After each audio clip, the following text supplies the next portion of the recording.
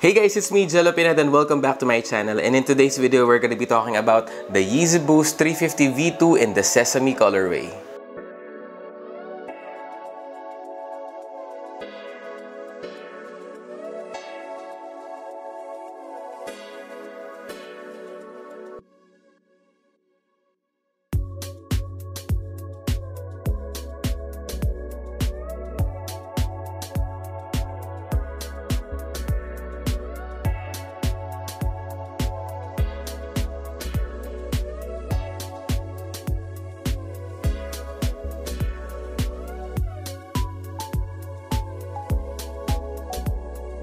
Thank you so much for clicking on this video today, and I do hope you guys are having a wonderful day. Kung bago ka rito, please make sure that you are subscribed to my YouTube channel, and if matagal ka na rito, thank you very much for supporting and sticking with me. Isa to sa mga sneakers na pinahiram sa akin recently along with the static na non-reflective na pinahiram.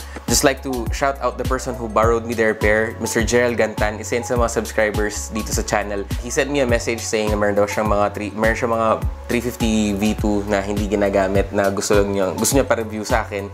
So, thank you very much, Sir Gerald, and also shout out sa kapatid niya kay Gerson Gantan. And yes, we have this sneaker. So yes, before we go on to the sneaker, I just wanna say na well, isa ito sa mga sneakers na gusto ko talagang i-cap. Like, November 21st, ang release nito sa BGC, talagang gusto ko talagang lumuwas na Manila para makap yung sneaker na to. However, due to some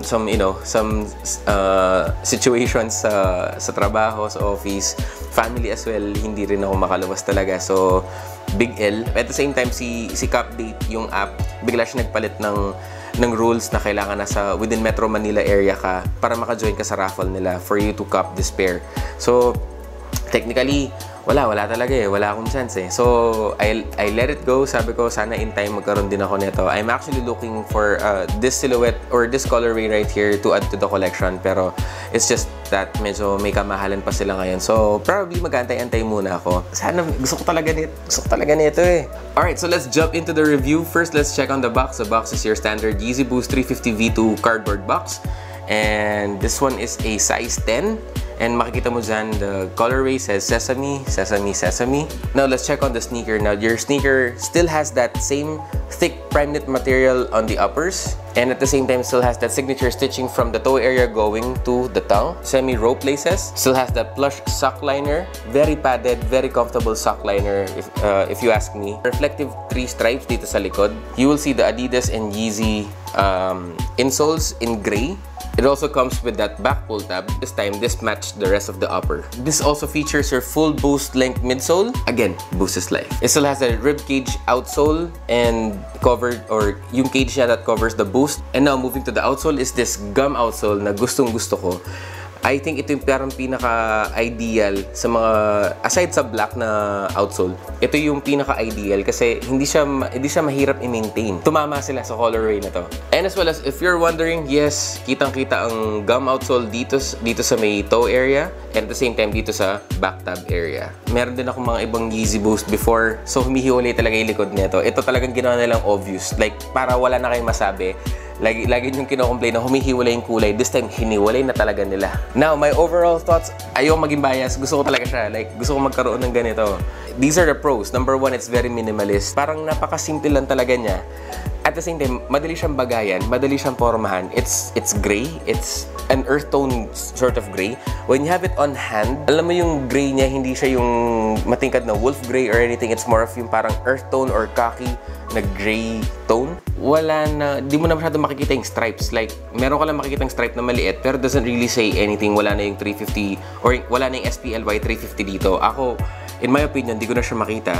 And that's actually a plus. Not that ayoko yung SPLY 350, pero syempre, diba, para maiba naman, I do agree that in time, baka mag-yellow din to, or medyo mag-discolor din to. I'm not sure what kind of, kung anong kulay lilitaw to in the future, pero, alam mo yun, I would think na in time, magmamatch yan dito sa outsole.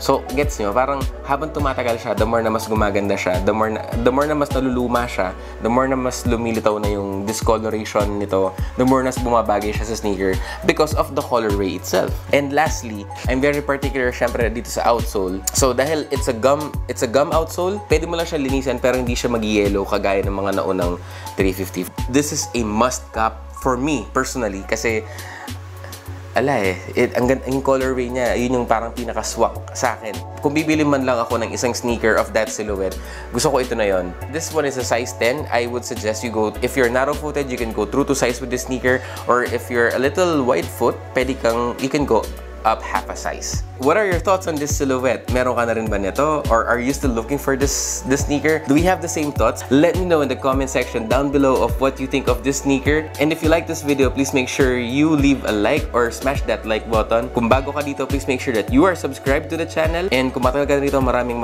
salamat for sticking with me. Follow me on Instagram. It's at JelloPineda_03. And I hope na meron ka natunan sa video na to. So anyways guys, maraming salamat for tuning in today, and I'll see you on the next video. Peace guys!